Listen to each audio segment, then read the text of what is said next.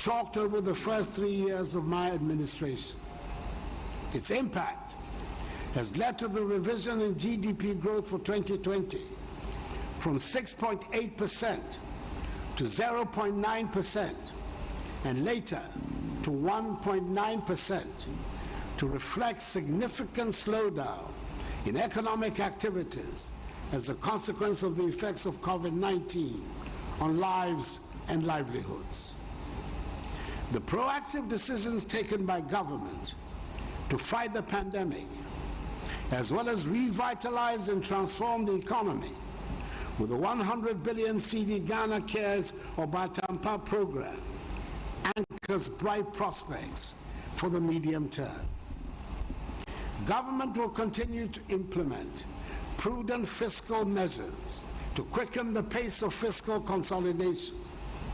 And in March this year, the Minister for Finance will come to this august house to provide further details on the measures to be taken to restore our country back to the path of economic recovery. Mr. Speaker, government in 4 years has recorded a number of significant milestones in our quest to formalize and modernize the Ghanaian economy.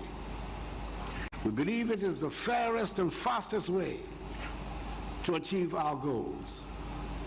The National Identity Card rollout, the National Digital Property Addressing System, the interoperability of mobile money transactions, the introduction of the paperless operations at the port, e-business registration system, and access to digital financial services are all part of the drive to formalize our economy and enhance its productivity. For years, there had been unhappiness and sometimes agitation on the subject of the geographic delineation of regions in the country. In the particular case of what was to become the OT region, their demand for a new region stretched back to more than 60 years. We decided that we needed to resolve these matters to be able to bring governance nearer to the people. The constitutional processes for the creation of new regions was put in place, and after the petitions and stakeholder consultations, the people in the identified areas have the opportunity to vote in historic referenda. There were overwhelming approvals for the yes vote in the referenda held in 47 districts across 4 existing regions. This led to the creation of 6 new regions, and we now have 16 instead of the 10 regions that existed at the start of my administration. 4 years ago, it sounded recklessly optimistic, but free SHS and free TVET are now entrenched parts of our educational setup.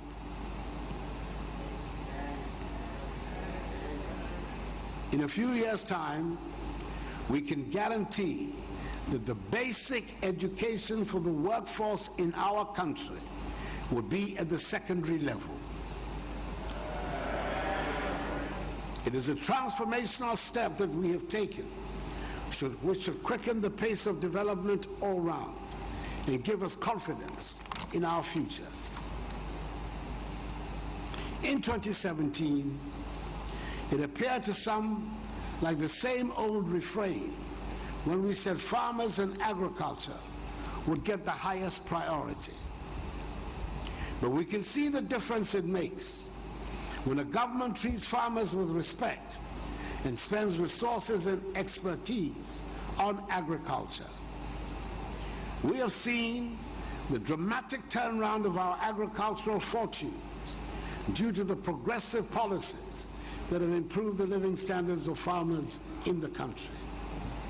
The excellently executed policy for planting for food and jobs has laid the foundation for the agricultural transformation of our country.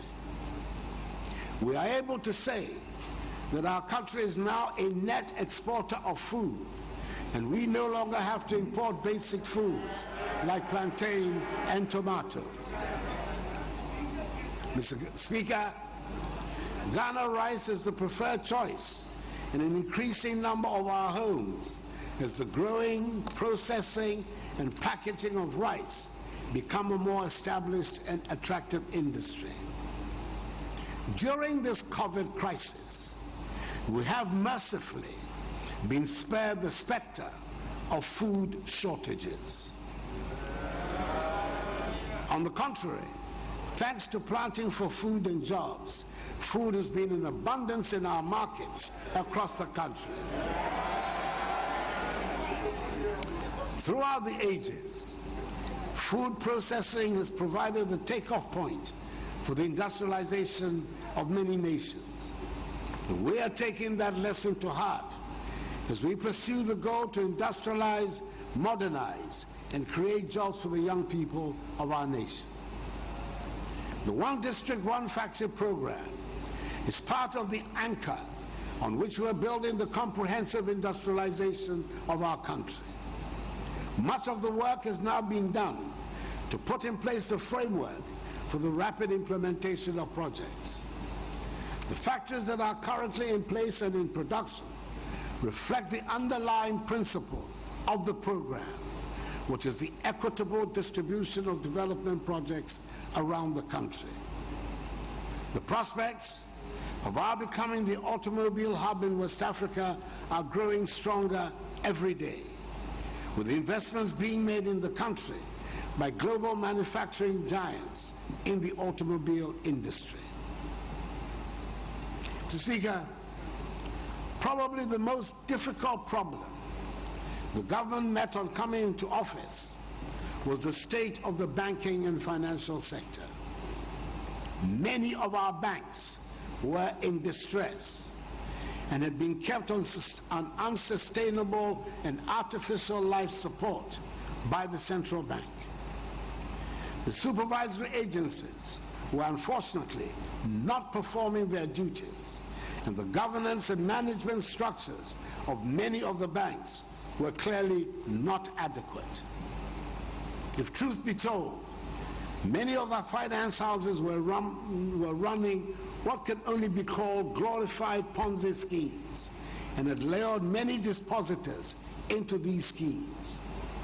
We were in a desperate situation, and urgent radical measures had to be taken to prevent the collapse of the entire financial and banking sector. The Bank of Ghana, under new leadership, intervened and has restored sanity to the sector, and in the process, we have saved the banks involved and 4.6 million depositors' funds. The government has had to find some 21 billion cedis to fund the cleaning up exercise. This exercise has enabled a more robust financial and banking services sector to emerge, the better to finance the rapid development of our nation. Mr. Speaker, there are painful lessons that we all have to imbibe from this debacle. There is no question but that many people got attracted to the unsustainable high interest rates that some of these financial houses were offering. In all financial dealings, we have to accept what the experts tell us, that whenever whatever on offer sounds too good to be true, it invariably ends up being untrue and unsustainable. Government is committed to paying all validated claims, and I expect the process to be completed soon after the courts grant the liquidation orders for the remaining failed fund management companies. Mr. Speaker, since my assumption of office, has increased annually the budgetary allocations to all the accountability institutions of state, including Parliament and the judiciary, with the latter, for example, being the beneficiary of 90 newly constructed courts across the country. Our security agencies have been equipped with more personnel and the requisite tools needed to maintain law and order, as well as protect the territorial integrity of our borders. At the 81st Cabinet meeting, the decision was taken to exclude the security services, that is the police service, immigration service, fire service, prison service, as well as other security and intelligence agencies, just like the armed forces, from the unification of pension schemes. In other words, all the security agencies will continue to enjoy benefits under the CAP 30 pension scheme. And the appropriate legal regime will be put in place by the Ministry of Employment and Labor Relations to ensure this. Mr. Speaker, I'm pleased to report that our undertaking to bring peace to Dagbon has been successful. For decades, this ancient and proud kingdom had been bedeviled with conflict. Since 2002, when a fresh eruption of the conflict ended in the tragic killing of my friend, the Yana Yakubu Andani, Dagbon had become designated as a troubled land. A generation of young people have grown up knowing nothing else but Dagbon as a troubled land where there was no peace, and public officials hesitated to accept postings there. On assumption of office, we decided to tackle the problem with renewed vigor. Luckily for all of us, the three eminent chiefs who had been at the helm of the peace process since 2002 did not relent on their commitment or enthusiasm for the cause of peace. Our efforts bore fruit. A historic settlement was reached, and peace has been restored to Dagbon. I recall the joy and deep satisfaction that I felt on the day that I attended in Yindi the inskinment of the new dignified Yana, Muhammad Bukhari II, and I carry my honorary title of Dagbon Malti Na Abudani, which he graciously bestowed on me with pride. I admit freely that it was one of the highlights of the past 4 years for me as President of the Republic. I was happy, not just because a long-running problem had been finally resolved, but also because I know that the development and modernization of our country that we all desire can only happen when there's peace and unity in Ghana. I express the deepest gratitude of the nation to the many people who worked so hard to give Dagbon the opportunity for its people to lead normal lives again. I pay homage especially to the three eminent chiefs who led the process: the redoubtable Asantehene Otumfuo Osei Tutu II, the overlord of Mamprugu, the Nairi, Na Bohugu, Abdullah Mahami Sheriga, and the overlord of the Gonja state, the Yagbonwura Tutumba Boresa Sulemana Japa. And I congratulate the Dagbon people themselves for deciding to embrace peace. We pray that we learn all the hard lessons and reject the use of violence to resolve the problems that will come up in our lives. Mr. Speaker, since I'm on the subject of highlights, this might be the appropriate place to recall the year of return. 2019 marked the 400th anniversary of the start of the barbaric transatlantic slave trade, and we declare the year of return as a mark of solidarity with the descendants of the millions of Africans that were taken in captivity from our shores into the Americas and Caribbean. Black people in the African diaspora Those in the Americas and Caribbean, and indeed in the rest of the world, took to their hearts our invitation and came in their numbers to Ghana. Our country throbbed to the sound of the returnees and the joy of finding a welcome after the trauma of 400 years of the horror of the slave trade. The young people of the world came to Ghana, and it was a good experience for all of us to play host to the world. We entered the year 2020 full of hope and the determination to build on the successes and joy of 2019, which ended on such a high note. Then the unexpected struck, and our world was literally changed overnight with the arrival of the COVID-19 pandemic. This pandemic has shaken economies and public health systems the world over and brought even some of the wealthiest and most developed countries to their knees. Over here in Ghana, our first priority in fighting the pandemic has been and will continue to be the health and safety of our citizens. We pioneered life-saving innovations that the WHO has since sought to replicate elsewhere. Our success thus far is a testament to the tireless work of our researchers, scientists, advisors, public health managers, frontline health care workers, hospital staff, contact tracers, and so many others who have dedicated themselves to the fight to keep Ghanaians safe. Our nation is deeply indebted to them. Prior to the onset of the pandemic on our shores, government had succeeded in restoring the highly indebted National Health Insurance Scheme inherited in January 2017 back to rude health.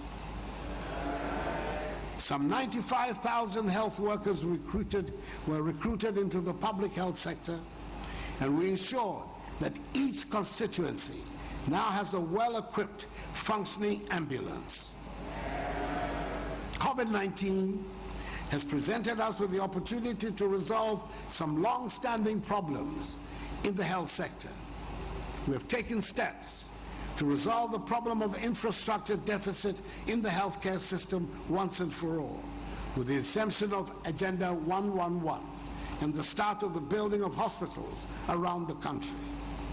We are upgrading district hospitals where they exist and establishing new ones where they do not. We're also investing in our next generation of Ghanaian doctors and nurses. Throughout the period, I have tried to keep the Ghanaian people informed with regular broadcasts so we all know what is going on. This has led to the phrase fellow Ghanaians attaining a new status, as Ghanaians brought their famed ingenuity to find relief in the doom of the devastation being wreaked by the pandemic. Our artists and designers have brought their expertise to bring unexpected relief. We're wearing the fellow Ghanaians and this too shall pass fabric with pride and the knowledge that we're able to find something positive out of the darkest events.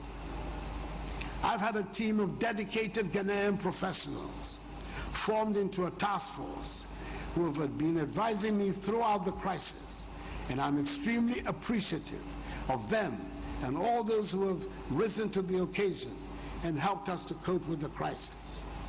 I'm using this opportunity to again remind all of us that the pandemic is still with us, and we have to maintain the protocols to keep us safe. Mr. Speaker, these past 4 years, it has been a joy and a great privilege to serve our nation as president. There were many moments of great satisfaction, some moments of frustration, and some moments of disappointment. That is not saying anything special. That is life, and I did not expect that everything the government tries to do would have universal acceptance. There is one subject, though, which I believe we, the people, need to have an open conversation, and that is the phenomenon of galamsey. Should we allow or not allow galamsey? The illegal mining that leads to the pollution of our water bodies and the devastation of our landscape. As I have said often, the Almighty having blessed us with considerable deposits of precious minerals, there would always be mining in Ghana. Indeed, there has always been mining in Ghana. The problem we have is the use of modern technology that leads to the illegal mining methods, posing serious dangers to our water bodies and the health of our environment. The pollution of our rivers and water resources has been so acute on occasion that the Ghana Water Company is unable to afford the distilling of water to make for safe drinking. We have to talk about galamsey. We who are leaders owe it to the country to take the subject out of the party political arena and have an honest conversation about this menace to our future. Mr. Speaker, by dint of hard work, we have ensured that presently our country's reputation amongst the Committee of Nations is high. For the first time in our history, Ghana has been honored by her peers with the privilege of playing host to a Pan-African institution, the Secretariat of the African Continental Free Trade Area, AFCFTA, one of the most momentous developments in the modern history of our continent. I've also been honored to follow in the footsteps of my predecessor presidents, specifically their excellencies Jerry John Rawlings, John Agyekum Kufuor, and John Dramani Mahama, with my appointment as chairperson of the Authority of Heads of State and Government of the Economic Community of West African States, ECOWAS. I'm aware of the enormity of the task ahead, and I assure the community that I'll discharge my duties to the best of my abilities. Mr. Speaker, I would like to say a special thank you to the members of this august House, to the members of this 7th Parliament in our 4th Republic. I speak as someone who has served 3 terms in this House, and I can safely say that this 7th Parliament has been the busiest ever and arguably the most productive in the history of our country. You have passed almost 50 pieces of legislative instruments. The acts have been wide-ranging in scope and reach. We finally have the Right to Information Act. We have an Office of Special Prosecutor Act, the Ghana Integrated Aluminum Development Corporation Act, the Ghana Integrated Iron and Steel Development Act, the Witness Protection Act, the Lands Act, the Historic Private Members Bill, and lots more. In many ways, you have helped transform Ghana, and you have every right collectively to be proud of the work you have done. Mr. Speaker, the next Parliament is not going to be anything like this one that ends today. I do not suggest that the House might not be as busy, but the sitting arrangements, the source and decibel levels of sound from the House would certainly be different. The good people of Ghana have spoken and given Parliament an almost equal strength on both sides of the House. We have no choice but to work with the consequences of the desires of the people. The House would have to be more accommodating of each other's views and probably devise new ways of conducting its affairs in the interest of the good governance of our people. I am thankful to the Ghanaian people and to the Almighty that I have been given a clear mandate to govern the country for 4 more years, and thereby given the opportunity to complete tasks, consolidate some of the far-reaching measures we have introduced, and initiate further changes and adjustments to policies and practices. The Constitution demands that we go to the people after 4 years to ask for a mandate, and we must listen to the voice of the people. I said during the election campaign, and it is my firm and passionate view, that I should only be president in a fairly conducted election, which I believe in all sincerity the election of 7th December was. I recognize that my main opponent in the election, the former President John Dramani Mahama, has gone to the Supreme Court to seek its intervention and grant reliefs that he believes were compromised in the conduct of the elections. It is good for the nation that in the end he chose the legal path, instead of the pockets of violence that have attended the rejection of the results by his party in the period after the elections. We all have to make a deliberate decision to invest in the rule of law and uphold the integrity of the institutions of our state, so that no person or group of persons take the law into their own hands with impunity. Mr. Speaker, it has been my great pleasure and exceptional privilege these 4 years to have served as president of our beloved country. I'm grateful to you, this honorable House, for its cooperation in the enterprise to attain our common goal and aspiration of advancing the peace, progress, and welfare of the Ghanaian people. I will see some of you in February. And those of you who will not be present have my best wishes for the future. May God bless the Parliament of the Fourth Republic and us all. And may God bless our homeland Ghana and make it great and strong. I thank you for your attention.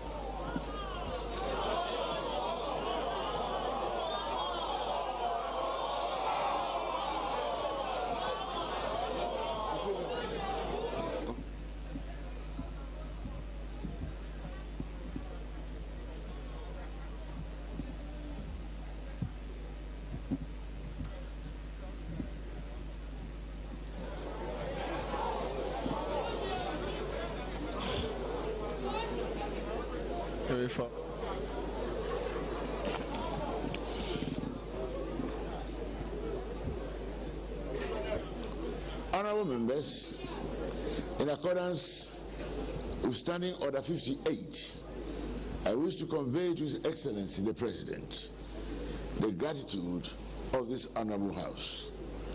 I seize this opportunity to express our appreciation to the Ghana Armed Forces, the various security agencies, and our own internal security for their services which have ensured the smooth success of this function. Honorable members, again, in accordance with our practice, a formal communication will be sent to His Excellency the President after the House has debated this message. The full debate on the message will commence at a time to be determined by the Business Committee.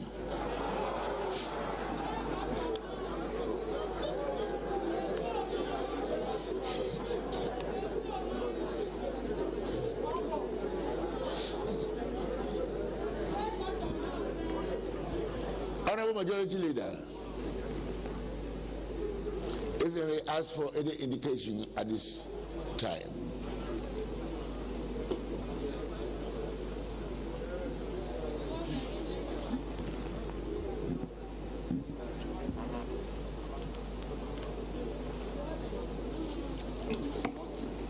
Speaker,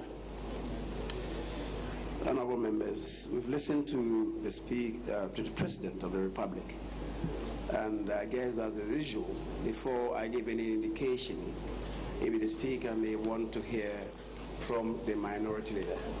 Even if, before I give an indication as to what to do next. We are together in this enterprise together. Mr. Speaker, thank you.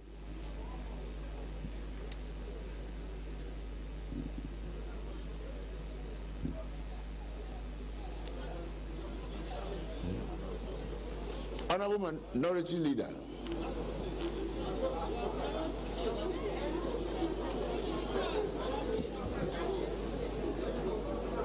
Mr. Speaker, I see motion item 4, and it's my expectation that the majority leader would have moved that motion, but it is not out of place that I do it. That this honorable House thanks His Excellency the President for the message on the state of the nation. We will do so, Mr. Speaker, as you rightly pointed out, but to remind the President that Parliament is not almost in the 8th Parliament. The numbers we are certain, if the Chima is added, we would have a majority. And Mr. Speaker, we leave our fractured democracy in your hands. Conspicuously lost in your speech is the loss of lives in Techima and other parts of Ghana. We have an economy which is hugely debt-driven. We have a bag of corn selling for 200 Ghana in Tamale, yet the economy in Ghana is doing well. We will thank you. We will thank you for serving Ghana well. I will not open the debate today. I will not open the debate today, but Mr. President, to remind you that peace must be predicated on fairness and justice. I thank you.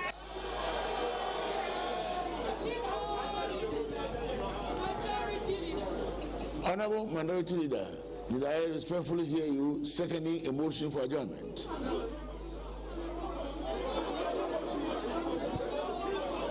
Honorable Majority Leader, if I may please have a clear indication as to a motion for adjournment.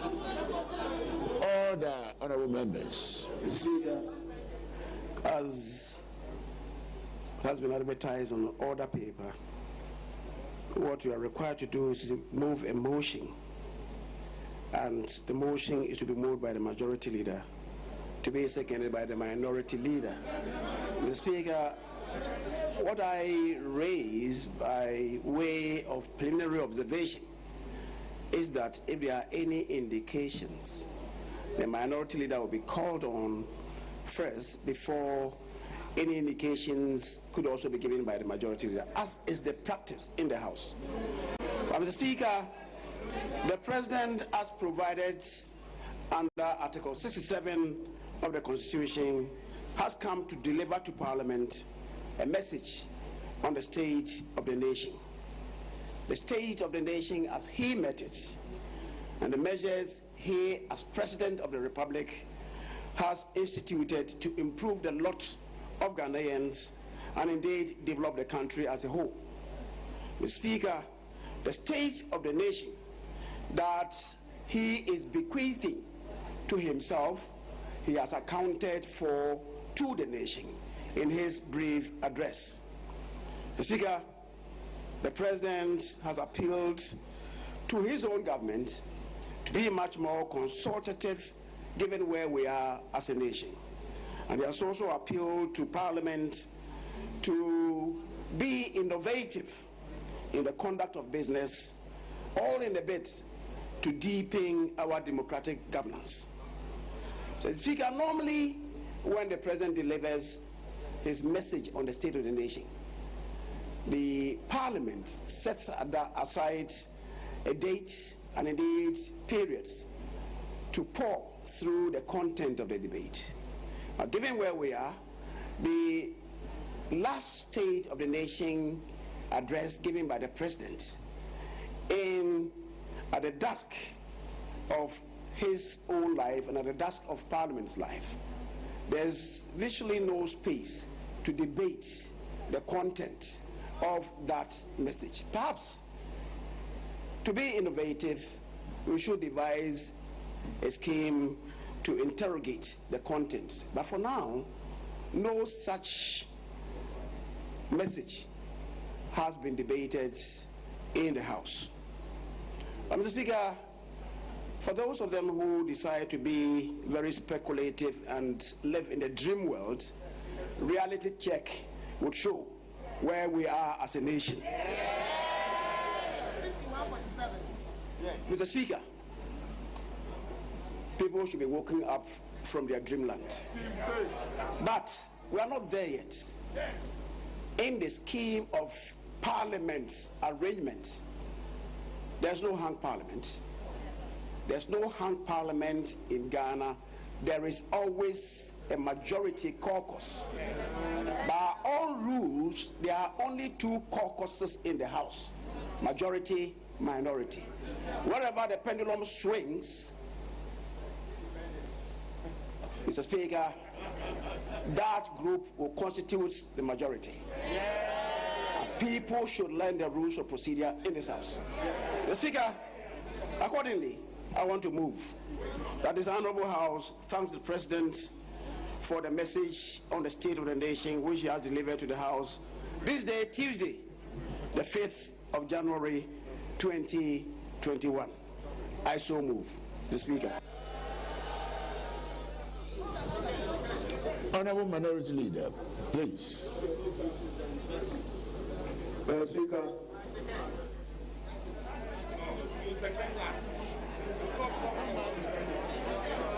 Mr. Speaker, I beg to second the motion and to remind the House that the Ghanaian people voted for no to excessive partisanship, no to the divisive politics of our country, and for shared opportunities for the good of the Ghanaian people. I beg to second the motion. Honorable members, the motion to congratulate His Excellency the President for his brilliant address to us here this morning has been moved by the Majority Leader and seconded by the Minority Leader. All those in favor say aye. Those against say no. The ayes have it.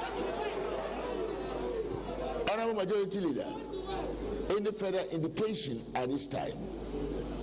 Speaker, having listened to the President of the Republic, and as usual, and as dictated by convention and practices of this House, Speaker, you may adjourn proceedings for the day. Thank you. Thank you very much, Honorable Majority Leader. Yes, Honorable Minority Leader. Mr. Speaker, we are in your good hands. Thank you.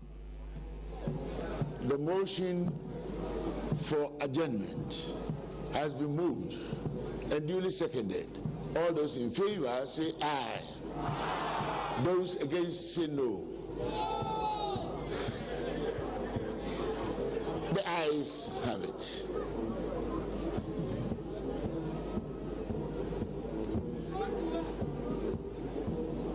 This Honorable House is accordingly adjourned till Friday,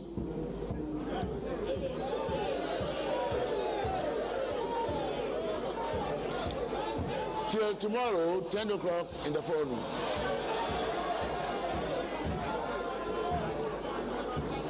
Honorable members, I shall now process out with the President, the Vice President, and the leadership of the House to the lobby for Mr. President and the Vice President to sign the Distinguished Visitors Book, after which we will return through the chamber to the Speaker's lobby for a brief interaction. Meanwhile, honorable members and our invited guests are entreated to kindly remain by your seats during the process. His Lordship, the Chief Justice, will also process out of the chamber in the company of the Justices of the Superior Court of Judicature before joining us to sign the Distinguished Visitors Book. The House stands adjourned to tomorrow accordingly. Thank you very much, honorable members. Thank you, Mr. President.